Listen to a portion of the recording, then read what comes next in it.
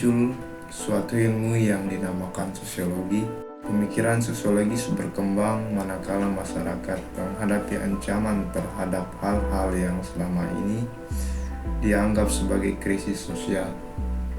Maka mulailah orang berpikir tentang sosiologis. Pemikiran terhadap konsep masyarakat yang lambat laun melahirkan ilmu yang dinamakan sosiologi. Adapun beberapa faktor pendorongnya adalah karena semakin meningkatnya perhatian terhadap masyarakat serta adanya perubahan-perubahan yang terjadi dalam masyarakat, khususnya masyarakat Eropa.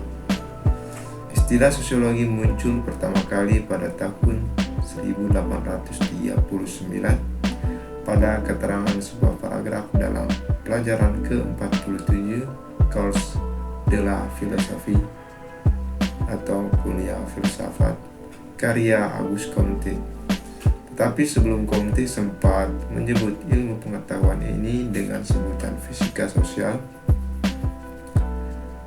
karena istilah ini sudah dipakai oleh Adolf Quetelet dalam studi ilmu barunya yaitu tentang statistik kependudukan. Maka dengan berat hati Comte harus melepaskan nama fisika sosial dan merumuskan istilah baru yaitu sosiologi yang berasal dari bahasa Yunani yaitu sotios dan logos. Sosiologi lahir di tempat yang berbeda yaitu Prancis, Jerman, dan Amerika Serikat yang kemudian melahirkan mazhab-mazhab yang menunjukkan adanya beberapa kemajuan intelektual yang secara radikal bertentangan.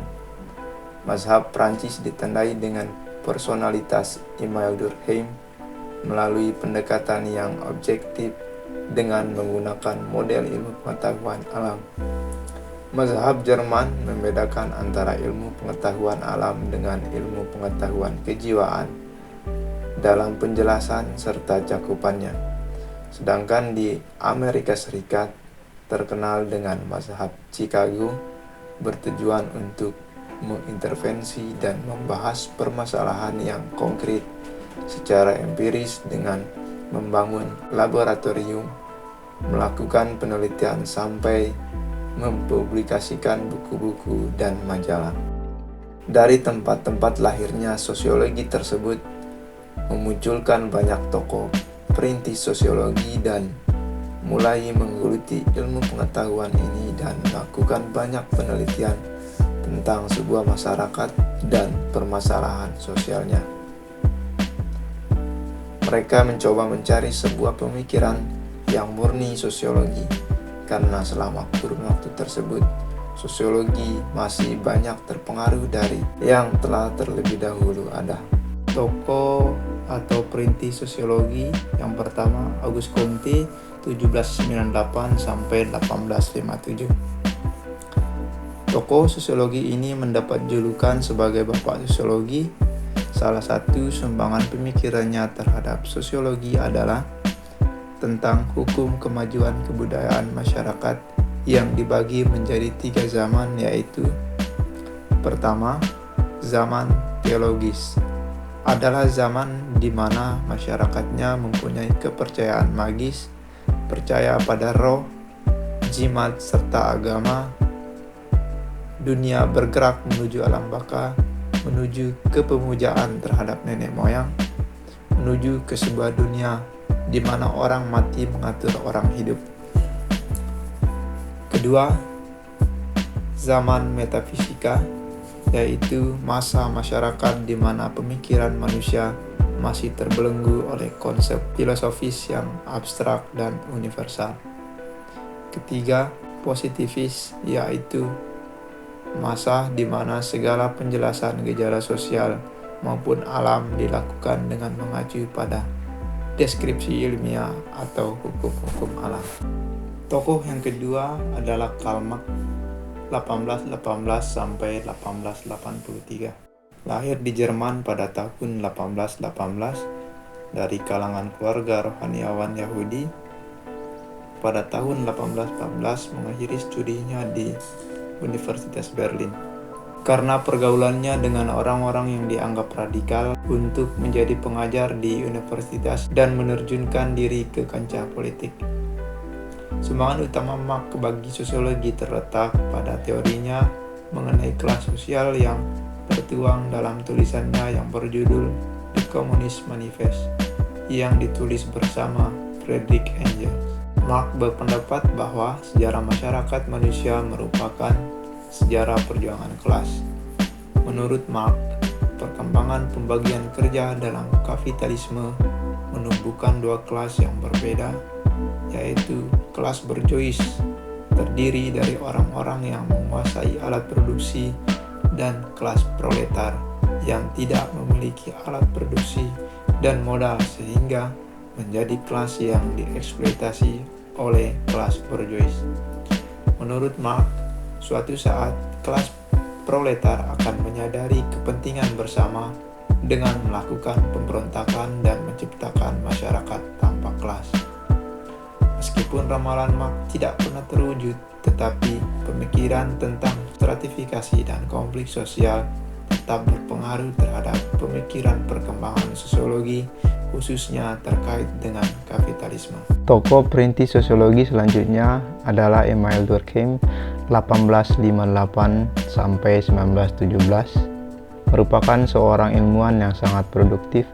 Karya utamanya antara lain Rules of the Sociological Method, The Division of Labor in Society, Suicide, Moral Education, dan The Elementary Form of the Religious Life. Durkheim melihat bahwa setiap masyarakat manusia memerlukan solidaritas dengan membedakan dua tipe utama, yaitu solidaritas mekanis yang merupakan tipe solidaritas yang didasarkan pada persamaan dan biasanya ditemui pada masyarakat sederhana yang ditandai dengan adanya saling ketergantungan antar individu atau kelompok lain. Masyarakat tidak lagi memenuhi semua kebutuhannya sendiri. Lambat laun, pembagian kerja dalam masyarakat memunculkan diferensiasi atau spesialisasi yang semakin berkembang sehingga solidaritas mekanis berubah menjadi solidaritas organis.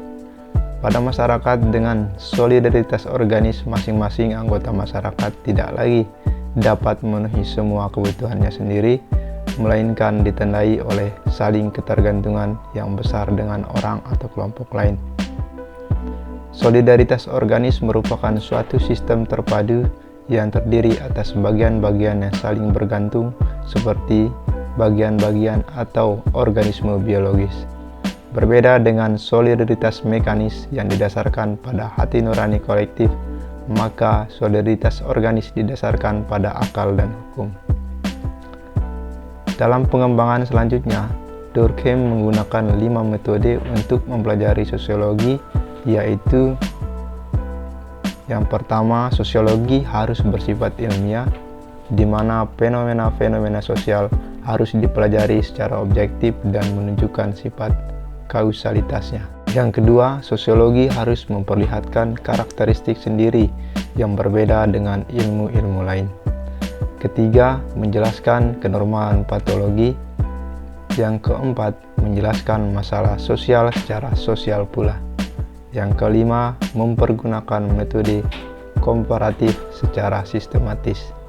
Metode tersebut telah diterapkan dalam sebuah penelitian tentang gejala bunuh diri dengan judul Suicide. Tokoh perintis selanjutnya adalah Max Weber 1864 sampai 1920. Max Weber lahir di Erfurt, Jerman pada tahun 1864, menyelesaikan studi di bidang hukum, ekonomi, sejarah, filsafat, teologi, dan mengajar disiplin ilmu-ilmu tersebut di berbagai universitas di Jerman, serta terus-menerus menyebarluaskan terbentuknya ilmu sosiologi yang saat itu masih berusia muda. Karya penting dari Weber berjudul The Protestant Ethic and the Spirit of Capitalism, yang berisi hubungan antara etika Protestan, dalam hal ini sekte Calvinisme, dengan munculnya perkembangan kapitalisme. Menurut Weber, ajaran Calvinisme mengharuskan umatnya untuk bekerja keras dengan harapan dapat menuntun mereka ke surga dengan syarat bahwa keuntungan dari hasil kerja keras tidak boleh untuk berfoya-foya atau bentuk konsumsi lainnya. Hidup sederhana dan melarang segala bentuk kemewahan menjadikan para penganut agama ini semakin makmur karena keuntungan yang dihasilkan ditanamkan kembali menjadi modal. Dari sinilah menurut Weber, kapitalisme di Eropa berkembang pesat.